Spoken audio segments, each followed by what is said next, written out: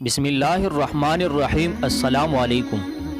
خلیفہ ثانی سیدنا عمر ابن خطاب رضی اللہ تعالی عنہ کے عہد خلافت میں ایک شخص نے حضرت سیدنا عمر ابن خطاب رضی اللہ تعالی عنہ سے شکایت کی کہ اے امیر المؤمنین، گورنر مصر حضرت عمر ابن عاص رضی اللہ تعالی عنہ کے بیٹے محمد ابن عامر نے میرے پشت پر 8 کوڑے مارے ہیں اور کہتا ہے کہ میں گورنر کا بیٹا ہوں۔ خلیفہ دوم نے حکم فرمایا کہ محمد ابن عامر کو گرفتار کر کے لایا جائے اور عمر ابن عاص کو بھی پیش ہونے کا حکم دیا۔ جب محمد ابن عامر کو گرفتار کر کے لایا گیا تو حضرت عمر رضی اللہ تعالی عنہ نے اس آدمی سے کہا کہ گورنر کے بیٹے محمد ابن عامر کی پشت پر 8 کوڑے مارو۔ اس متاثرہ شخص نے گورنر کے بیٹے کی پشت پر کوڑے مارے تو حضرت عمر ابن خطاب رضی اللہ تعالی عنہ نے اس آدمی سے کہا کہ اب عمر ابن عاص کی پشت پر بھی 1 کوڑا مارو تاکہ اسے پتہ چلے کہ اس کا بیٹا کیا کرتا ہے۔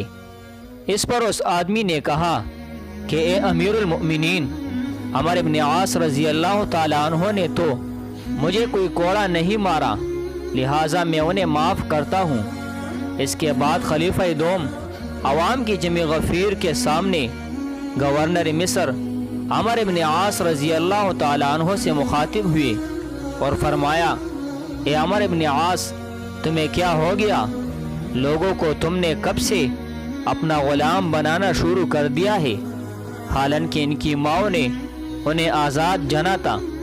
ایک جرمنی کی پارسی لڑکی اس واقعے کی وجہ سے حضرت عمر ابن خطاب رضی اللہ تعالی عنہ سے اس قدر متاثر ہوئی کہ اس نے سیرت سیدنا عمر رضی اللہ تعالی عنہ پر 7000 انگریزی کی کتب جمع کیے اور ایک انٹرنیشنل لائبریری بنائی، اور اس نے ایک بین الاقوامی سیمینار منعقد کیا جس میں 1000 دنیا کے بڑے دانشوروں نے شرکت کی۔ اس نے مقالہ پیش کیا جس میں یہ اعتراف کیا گیا کہ انسانی حقوق کا سب سے بڑا علمبردار سیدنا عمر ابن خطاب رضی اللہ تعالی عنہ ہے، کیونکہ حضرت عمر نے انسانوں کو تمام بنیادی حقوق دیے۔ اور آپ کے ان الفاظ، اے عمر ابن عاص، تمہیں کیا ہو گیا؟ لوگوں کو تم نے کب سے اپنا غلام بنانا شروع کر دیا ہے، نے مجھے سب سے زیادہ متاثر کیا۔